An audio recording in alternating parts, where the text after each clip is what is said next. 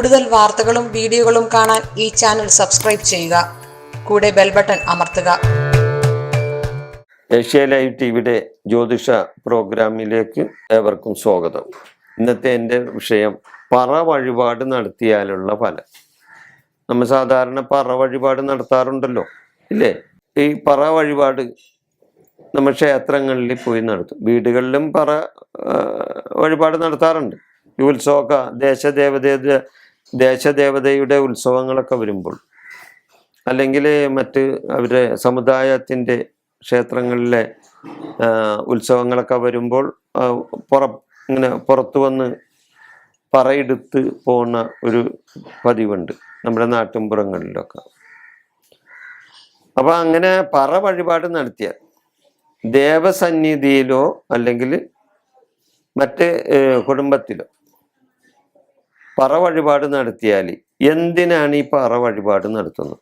ആൾക്കാർ നല്ലൊരു കാര്യമാണ് ഈ പറ കൊടുക്കുന്നത്, പറ വഴിപാട് നടത്തുന്നത് നല്ലൊരു കാര്യത്തിനാണെന്ന് എല്ലാവർക്കും അറിയാം.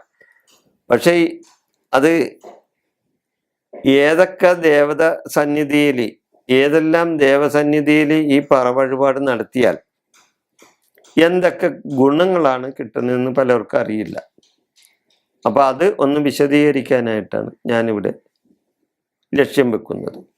ദേവസന്നിധിയിൽ നെൽപ്പറ വെച്ചാൽ, അതായത് ദേവസന്നിധിയിൽ നെൽപ്പറ വെച്ചാൽ സമ്പൽ സമൃദ്ധിയും ഐശ്വര്യവും ഉണ്ടാവും. നെൽപ്പറ വെച്ചാൽ സമ്പൽ സമൃദ്ധിയും ഐശ്വര്യവും ഉണ്ടാവും. അതേപോലെ തന്നെ ദേവസന്നിധിയിൽ അരിപ്പറ വെച്ചാൽ പ്രശസ്തിയും ഉദ്യോഗവും ലഭിക്കും. ദേവസന്നിധിയിൽ അരിപ്പറ വെച്ചാൽ പ്രശസ്തിയും ഉദ്യോഗവും ലഭിക്കും. പിന്നെ ദേവസന്നിധിയിൽ തന്നെ നാണയപ്പറ വെച്ചാൽ ഋണമോചനം കിട്ടും. അതായത് നമ്മുടെ കടങ്ങളുണ്ടെങ്കിൽ അത് തീരും, ധനപരമായ അഭിവൃദ്ധി ഉണ്ടാകും.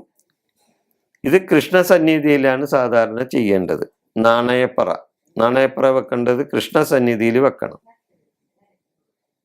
അങ്ങനെ വെച്ചാൽ കടങ്ങളെല്ലാം മാറി ധനപരമായ അഭിവൃദ്ധി ഉണ്ടാകും നാണയപ്പറ വെച്ചാൽ. പിന്നെ ഗണപതിക്ക് പഞ്ചസാരപ്പറ വെച്ചാൽ സന്താന ഭാഗ്യം കിട്ടുമെന്നാണ് പറയുന്നത്. പഞ്ചസാര കൊണ്ട് ഗണപതിക്ക് പറ നടത്തിയാൽ സന്താന ഭാഗ്യം കിട്ടാൻ സാധ്യതയുണ്ടെന്ന് പറയുന്നു. പിന്നെ ദേവസന്നിധിയിൽ പൂപ്പറ വെച്ചാൽ, പൂ കൊണ്ട് പൂപ്പറ വെച്ചാൽ ഭഗവതിയുടെ കടാക്ഷം കിട്ടും, ഭഗവതി കടാക്ഷം കിട്ടും.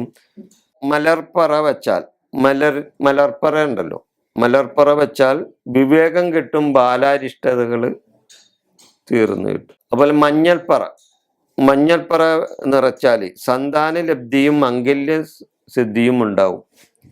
സന്താനലബ്ധിയും മംഗല്യസിദ്ധിയും മഞ്ഞൾപ്പറ വെച്ചാലും ഗുണം കിട്ടും. അതുപോലെ തന്നെ ദേവസന്നിധിയിൽ അയിമ്പറ വെച്ചാൽ സർവ ദുരിത ശമനം കിട്ടുമെന്നാണ് പറയുന്നത്. അയിമ്പറ വെച്ചാൽ സർവ ദുരിത ശമനം കിട്ടും. ദേവസന്നിധിയിൽ ശർക്കരപ്പറ വെച്ചാലോ ശത്രുദോഷം മാറും കിട്ടും. ശർക്കര കൊണ്ട് പറ നിറച്ചാൽ ശത്രുദോഷം മാറിക്കിട്ടും. ദേവസന്നിധിയിൽ പൂക്കൾ കൊണ്ട് പറ നിറച്ചാൽ മാനസിക ദുരിതം മാറും, മാനസികമായി അനുഭവിക്കുന്ന ദുരിതം മാറും. പിന്നെ എള്ളുകൊണ്ട് പറ നിറച്ചാൽ രാഹുദോഷം മാറും, ശനിദോഷം മാറും, മനസ്സിന് സുഖം കിട്ടും. പറ വഴിപാട് നടത്തിയാലുള്ള ഫലം എന്ന ഈ പ്രോഗ്രാം ഞാനിവിടെ അവസാനിപ്പിക്കുന്നു. നന്ദി, നമസ്കാരം.